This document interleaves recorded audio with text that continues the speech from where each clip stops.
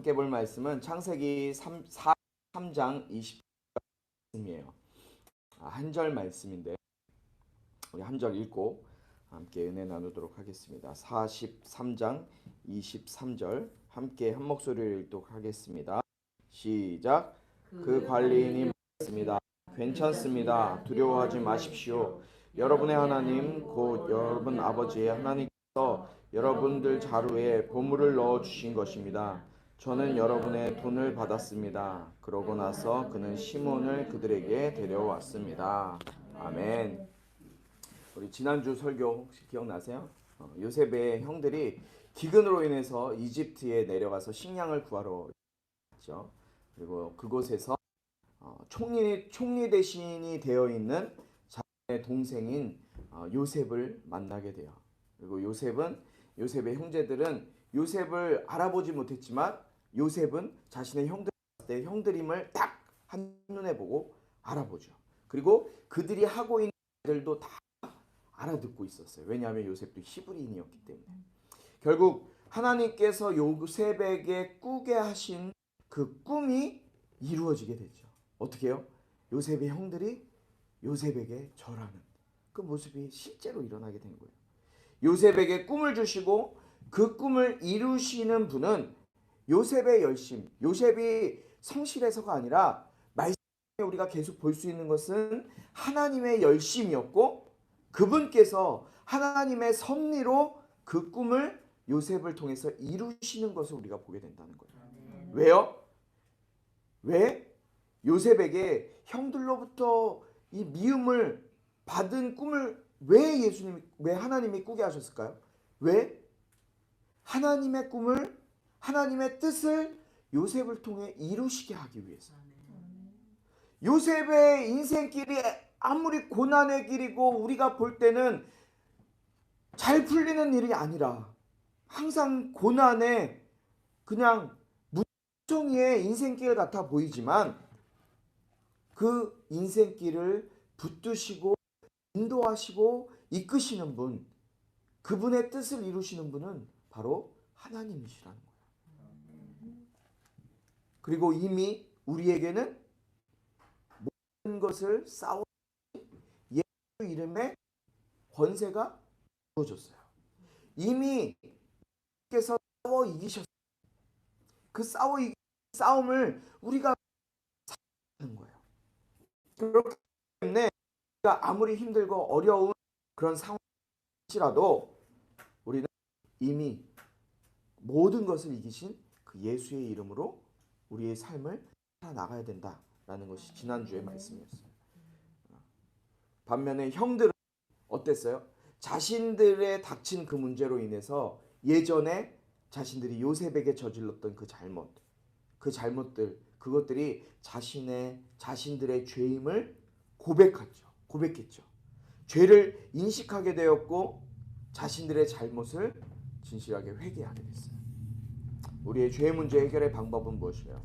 먼저는 내가 죄인임을 자각하는 거예요. 내가 죄인임을 회개하고 인정하는 거예요. 그리고 나서 우리의 잘못에 대한 진정한 회개, 용서를 구하는 것.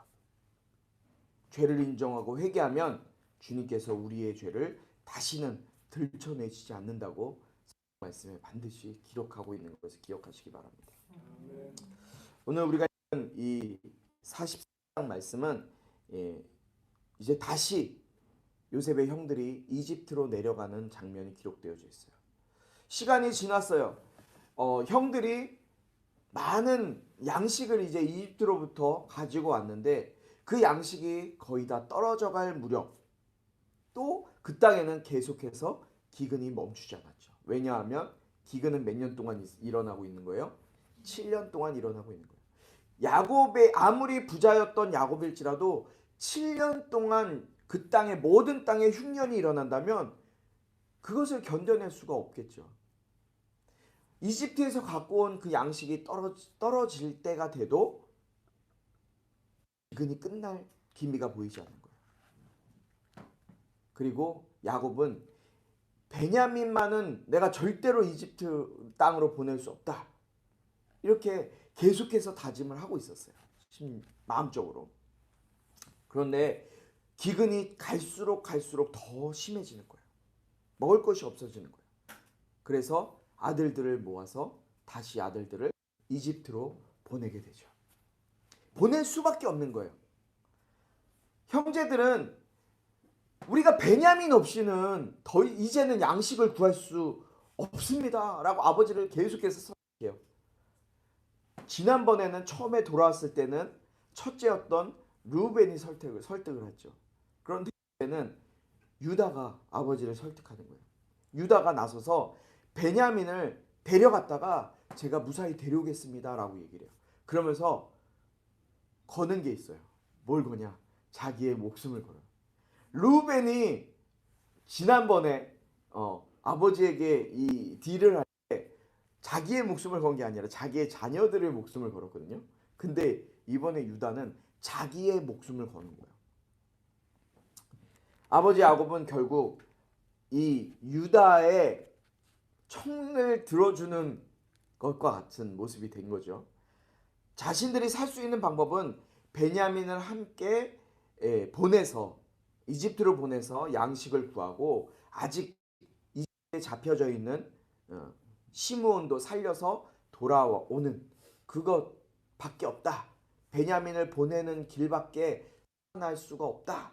해결할 수가 없다라고 인식을 하고 이제 결국 베냐민을 같이 형들과 보내게 돼요. 그냥 가는 것이 아니라 가나안의 토산품 중에 아주 귀한 것들을 다 좋은 것들을 구해서 그 좋은 것들도 함께 가지고 가도록 해요. 요셉의 형제들이 이제 이 요셉에게 드릴 이스라엘 이집트의 총리 대신이 된 요셉에게 드릴 선물과 자기들이 처음에 가지고 왔던 그 돈, 이집트에 처음 갈 때 가지고 왔던 그 돈의 2배의 돈을 각자가 다 챙겨서 이제 베냐민을 데리고 이집트로 가게 되죠. 그리고 그곳에서 요셉을 만나게 돼요. 요셉은 베냐민과 이 형제들이 함께 있는 것을 보죠. 그리고 자기 집의 관리인에게 얘기해요. 이 사람들을 우리 집으로 데려가라. 내가 오늘 점심 식사는 이 사람들이랑 함께 할 것이니까 너는 가서 좋은 짐승을 잡아서 아주 맛있게 요리를 해라. 그리고 이 사람들을 다 데리고 가라 라고 얘기해요. 관리인은 주인의 요셉의 말대로 요셉 형제들을 다 데리고 요셉의 집으로 안내하여 들어가게 됩니다. 그런데 막상 형제들이 요셉의 집에 들어가게 되니까 덜컥 겁이 나기 시작할 거예요. 전에 자신들이 자루에 들어있던 그 돈, 분명히 우리는 이 곡식값을 주고 양식값을 주고 이 양식을 샀는데 각자 자루 안에 똑같은 그대로의 돈이 그대로 있었잖아요. 이 돈 때문에 자기들이 여기에 끌려온 것이 아닌가라는 걱정이 들기 시작한 거예요. 그런 생각이 드니까 관리인에게 어떻게 막 안절부절 못하는 거예요. 요셉의 집에 들어와서 이제 빼도 박도 못한 상태가 되니까 이제 관리인에게 지난번에 자기들이 이집트에 왔을 때 이런 일이 있었습니다. 우리는 분명히 돈을 지불하고 양식을 사갔는데 우리의 집에 가서 보니까 우리가 가져갔던 그 자루 속에 돈이 들어 있었습니다 라고 이야기를 해요. 근데 이것들은 자기들이 넣은 것이 아니다. 그 자기들이 억울합니다 라는 것을 이 관리인에게 얘기를 하는 거예요. 그런데요, 이 관리인이 23절의 말씀처럼, 오늘 우리가 읽은 말씀처럼 괜찮습니다. 두려워하지 마십시오. 여러분의 하나님 곧 여러분의 아버지의 하나님께서 여러분들 자루에 보물을 넣어주신 것입니다. 저는 여러분들의 돈을 받았습니다 라고 말하고 있는 거예요. 그리고 옥에 갇혀있던 시므온을 데려다가 그들이 시므온을 또 옥에 데리고 오고 그들의 발을 이제 씻기고 물을 나누어주고 그들이 데려왔던 나귀들까지도 먹을 수 있는 양식을 주는 거예요. 요셉이 이제 정오가 됐어요. 12시가 됐어요. 집에 오자마자 형제들은 자신들이 준비했던 그 선물을 요셉 앞에 드리면서 땅에 엎드려서 정중하게 절을 하는 거예요. 그리고 다시 요셉의 꿈은 현실이 되게 되죠. 요셉은 형제들에게 자신들의 아버지의 안부를 묻어요. 27절에 계시죠. 요셉은 형제들에게 잘 있었는지 묻고 난 다음에 말했습니다. 너희가 말했던 너희의 늙은 아버지는 어떠하시냐? 그분이 아직 살아계시냐? 아버지가 얼마나 복했겠어요. 자기를 너무너무 사랑했고 형제들은 아닌데 자기에게만 회색 옷 입혔던 그 아버지. 그거 아마 요셉에게 머릿속에 깊이 남아있었을 거예요. 자기가 팔려온 지, 종으로 노예로 팔려온 지 17년, 17살 때 팔려왔으니까 기억을 다 했겠죠. 아버지가 아직도 잘 계시냐?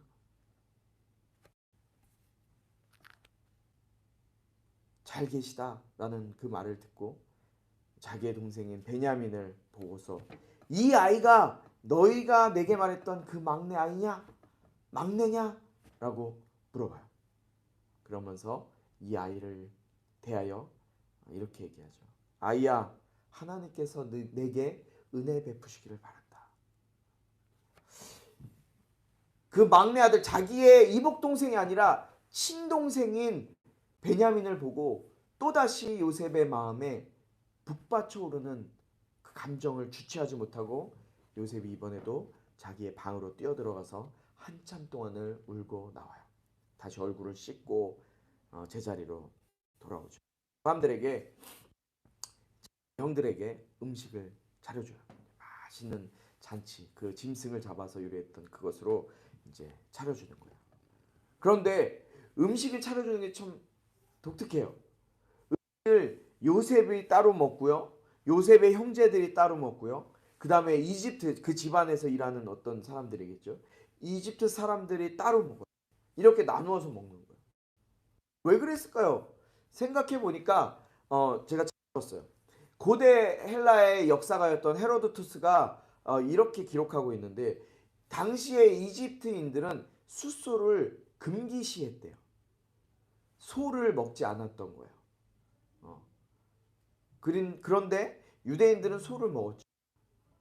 그러니까 그 이집트 사람들은 태양신 라를 숭배하는 사람들이었고 그 라에 대한 어떤 숭배 의식으로 소와 양을 먹지 않았다 그러더라고요.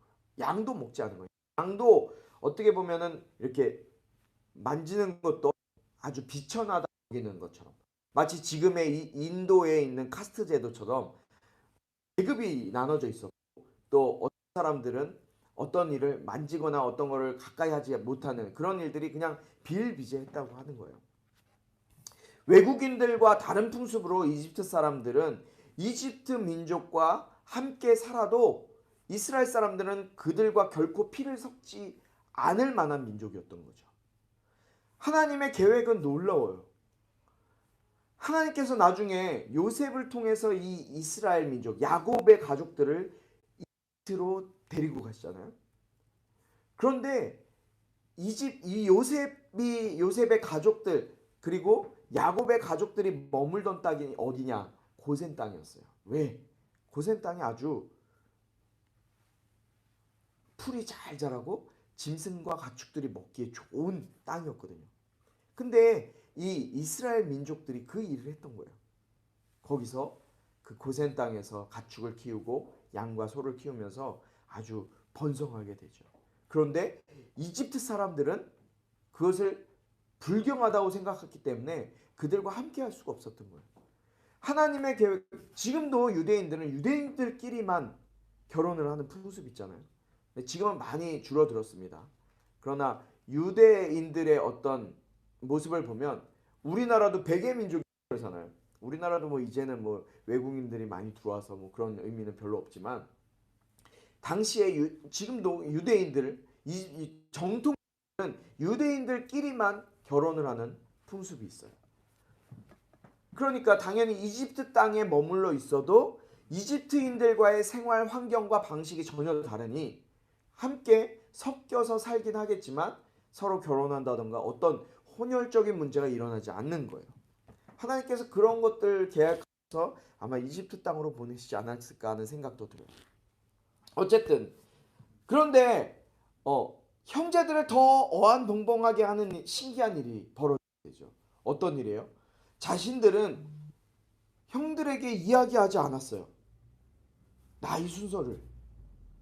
그런데 요셉이 이 11명의 형제를 나이 순서대로 쭉 앉히는 거예요. 그리고 자기의 상에서 나오는 음식들을 형제들에게 나눠줘요. 형제들은 분명히 이야기하지 않았는데 요셉이 형제들을 나이 순서대로 앉히고 자기의 음식을 나누는데 베냐민에게만 5배나 더 많은 음식을 주는 거예요. 자기의 친동생이라서 그랬겠죠. 여러분 이 이야기가 오늘 창세기 43장까지의 내용이 이래요.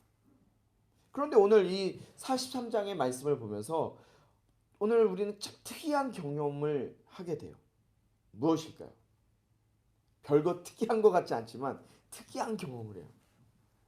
요셉의 집에 초대되어서 자신의 잘못을 어떻게 될지 모른다는 생각에 두려워 떨고 있는 이 요셉의 형제들을 향해서 요셉의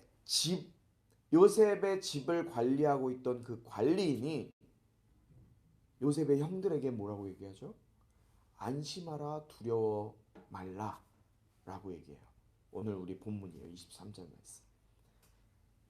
우리말 성경에서는 괜찮습니다, 두려워하지 마십시오 라는 말로 번역되어 있지만 개역개정 성경과 개역판 성경에서는 안심하라, 두려워하지 말라라고 표현되고 있습니다. 여러분, 이 요셉의 집에서 일하고 있었던 관리가 이스라엘 말로 했는지 히브리어로 했는지 이집트어로 했는지는 잘 몰라요. 성경에 이어져 있는 말로 봐서는 히브리어로 했던 것 같아요. 이 이집트 관리인이 어떻게 하나님에 대한 얘기를 하잖아요. 어떻게 하나님에 대해서 이스라엘 사람들이 쓰고 있는 그 히브리어에 대해서는 알 수 없지만 분명한 것은 이 요셉의 가정 관리가 분명하게 하나님에 대해서, 하나님이 어떤 분이신지에 대해서, 그리고 히브리어로 샬롬이라는 말을 빌고 있다는 거예요. 샬롬. 여러분 우리 교회에서 샬롬 하죠. 샬롬. 아니에요. 세게 하면 안 돼요. 샬롬. 샬롬이 무슨 뜻이에요? 평안을 빌어주는 거예요. 평안. 형제들이 아마도 지난번 이집트 여행에서 돌아왔을 때 그들 자루에 들어있던 돈으로 인해서 마음이 굉장히 무거웠을 거예요. 이 요셉을 다시는, 그 이집트 총리를 다시 안 보면은 아무 상관이 없었겠지만 어쩔 수 없이 요셉을 다시 마주해야 하는 그들의 입장에서는 이 일이 얼마나 그들의 마음을 무겁게 했을까요? 요셉을 다시 만나야 되는데 자기들 양식 주머니에 돈이 그대로 담겨져 있었던 이 사실, 얼마나 마음을 무겁게 했을까요? 우리의 모습도 이와 비슷할 것 같아요. 죄에 대해서 특별히 그래요. 죄에 대해서. 이들이요 결국은 죄를 진 거잖아요. 요셉에게 대해서. 우리가 죄를 지면은 어때요? 우리가 교회를 다니고 예수님을 믿는다고 하면서도 우리는 언제나 육신의 연약함 때문에, 육신을 입고 살아가기 때문에 죄를 짓고 살아요. 누구도 참 죄를 지어요. 죄에 노출되거나 죄를 짓게 되면 우리의 모습은 어때요? 죄가 우리를 가리고 있으면 우리는 하나님 앞에 나아가는 게 굉장히 껄끄러워요. 그냥 아무 생각 없이 교회 나갈 수도 있겠지만 양심이 있는 사람이라면 죄를 막 가득 짓고 주님 앞에 나아가는 것 굉장히 껄끄럽다고요. 기도도 제대로 되지도 않아요. 죄가 있고 마음이 무겁고 내 안에 빛이 아닌 어둠이 있으면 기도도 잘 안 돼요. 그렇잖아요. 그러나 주님은 오늘도 우리에게 은혜를 주세요. 어떤 은혜를 주십니까? 요한일서 1장 9절 말씀. 우리가 너무나 잘 아는 말씀입니다. 우리가 죄를 지어도 이러면 어떻게 한다고요? 함께 읽겠습니다. 요한일서 1장 9절 말씀. 시작. 신실하고 모든 불의에서 우리를 깨끗하게 해주실 것입니다. 할렐루야. 아멘. 만일 우리가 우리의 죄를 우리의 입술로 자백하면, 고백하면 우리의 죄를 다시는 들춰내시지 않는다는 거예요. 모든 불의에서 깨끗게 해주시라고 성경에 기록되어져 있어요. 이렇게 하지 않으면 하나님이 아닌 거잖아요. 우리에게 안심하라, 두려워하라고 말하는 거예요. 오늘 요셉의 집의 관리인이 요셉의 형제들에게 했던 그 말과 같은 말이에요. 안심하라, 두려워하지 마라. 샬롬 라켐, 히브리어로 샬롬 라켐, 너에게 평안이 있을지어다. 샬롬 라켐이 바로 너에게 평안이 있을지어다 라는 말이에요. 그런데 평안이 있기 위해서는 조건이 있어요. 그 조건이 뭐예요? 우리의 죄를 자백하면. 여러분, 주님이 이 땅에 오신 이유가 뭐예요? 예수님이 이 땅에 오신 이유가 뭐예요? 예수님은 이 땅에 율법을 폐하러 오신 것이 아니라 율법을 완성하러 오셨다고 말씀하고 계세요. 그 율법이 뭐예요? 죽음의 법, 우리의 죄를 깨닫게 하는 것이 바로 율법이에요. 율법의 잣대로 봐서는, 그 잣대로 되면은 우리의 죄가 깨달아져요. 나타나는 거예요. 아, 내가 연약하고 내가 죄인이구나, 내가 부족하구나 하는 것이 율법을 통해서 나타나게 됩니다. 그런데 그 율법을 폐하러 온 것이 아니라 예수님은 완성하러 오셨다 그러는 거예요. 그 율법이 뭐예요? 바로 죄 깨닫게 하는 법이지만 우리를 살리는 생명의 성령의 법. 주님은 우리에게 죄와 사망의 법이 아닌 생명의 성령의 법으로 우리에게 오신 거예요. 로마서 8장 1절부터 2절까지의 말씀에 기록되어져 있습니다. 함께 읽습니다. 시작. 이제 그리스도 예수 안에 있는 사람들은 정죄를 받지 않습니다. 이는 그리스도 예수 안에 있는 생명의 성령의 법이 죄와 죽음의 법에서 여러분을 해방하였기 때문입니다. 아멘. 할렐루야. 우리 안에 있는 죄와 죽음의 법에서 예수 그리스도께서 주신 생명의 성령의 법 때문에 우리가 다시 살아나게 된다는 거예요. 우리 안에 죄가 있어요. 항상 그것이 우리를 불안하게 하고 힘들게 하고 하나님 앞에 나올 때 뭔가 거리끼게 하는 것. 아무 생각 없이 쩔래.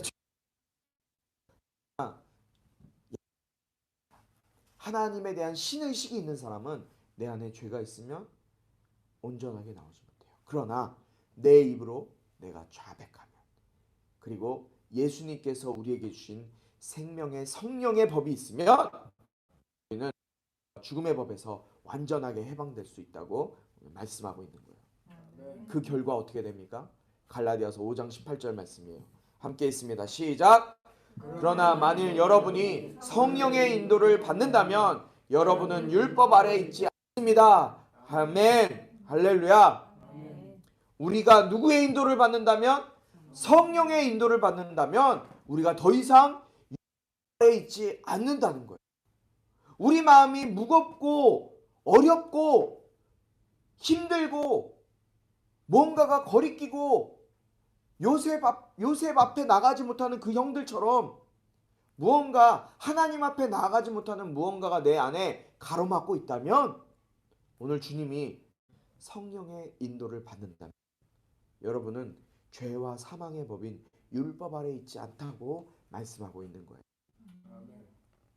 예수님께서 우리가 받아야 할 모든 그 율법의 모든 저주들을 십자가에서 당당하게 십자가에서 담당하셨기 때문에 율법을 그것으로 이미 완성하셨어요. 이미 십자가에서 예수님이 율법을 담당하셨다고요. 완성하셨다고요. 그리고 생명의 성령의 법을 우리에게 주셔서 성령으로 인도함을 받는 인생이 되게 하신 거예요. 그게 예수님이 이 땅에 오셔서 하신 일. 사랑하는 우리 성도 여러분, 온라인으로 예배하는 여러분, 우리가 두려워하지 않고 안심할 수 있는 방법이 무엇이에요? 우리가 두려워하지 않고 안심할 수 있는 방법, 그건 하나밖에 없어요. 그 결론은 성령의 인도하심을 받는 인생이 되는 거예요. 성령의 인도하심을 받는 인생. 내가 그냥 열심으로 힘내서 내 능력과 내 힘을 다해서 내가 주어진 능력, 경험, 내가 가지고 있는 어떤 세상적인 지식을 가지고 살아가는 것이 아니라 성령의 인도하심을 받는 삶. 매 순간이, 우리 삶의 매 순간이 성령의 인도하심을 받지 못한다면 우리는 항상 두려움과 걱정과 고민, 그 가운데 사는 인생일 거예요. 제가 오늘 바라옵기는 저와 또 이 자리에 예배하는, 또 온라인으로 예배하는 여러분 가운데 우리 모두는 매 순간 성령의 인도하심을 받아서 더 이상 율법 아래에 있지 않고 기쁨과 생명이 넘치는 생명의 성령의 법 아래 살 수 있는 저와 여러분이 되길 주님의 이름으로 축원합니다. 이렇게 기도하겠습니다. 하나님 감사합니다. 오늘도 은혜를 주시니 감사합니다.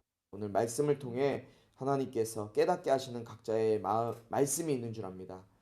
아버지 하나님, 먼저 내 안에 무거움과 어려움과 답답한 마음, 하나님 앞에 나아가지 못하게 하는 어떤 연약한 것들이 있을 때 주님, 이 모든 것들을 생명의 성령의 법으로 다 치료하셨사오니, 이미 물리치시고 이기셨사오니 우리가 그 성령 안에서 승리하며 주님 앞으로 나아가는 인생 될 수 있도록 인도하여 주시옵소서. 우리가 율법에 얽매이지 않고 성령의 붙들림 받아서 성령의 이끌리심을 받는 인생 될 수 있도록 우리를 붙드시고 인도하여 주시옵소서. 또한 주님 앞에 기쁜 마음으로 물질로 헌신하는 손길들이 있습니다. 빈손으로 나오지 않고 주님 앞에 드려지는 이 예물, 아버지 하나님 기억하여 주시고 이 예물이 쓰여지는 곳곳마다 하나님의 나라가 확장되어지게 하시며 또 드린 손길들마다 복에 복을 더하셔서 하나님 앞에 감사로 심은 그것이 갑절의 열매를 맺는 하늘의 법칙에 따라서 30배, 60배, 100배의 결실을 맺는 놀라운 축복을 허락하여 주옵소서. 물질이 없어서 드리지 못한 사람도 있고 믿음이 없어서 드리지 못한 사람도 있습니다. 주님께서 믿음을 더하시고 물질을 더하셔서 이들 가운데 기쁨으로 감사함으로 주님 앞에 드릴 수 있도록 인도하여 주시옵소서. 예수 그리스도의 은혜와 하나님 아버지의 극진하신 사랑과 성령의 감화 감동 치유 회복 세워주심의 은혜가 이 시간 사망의 죽음의 법이 아닌 생명의 성령의 법으로 성령의 붙들림 바 되어서 살아가기로 작정하는 모든 심령들 가운데, 온라인으로 예배하는 모든 성도들 가운데 지금부터 영원토록 함께하기를 축원하옵나이다. 아멘.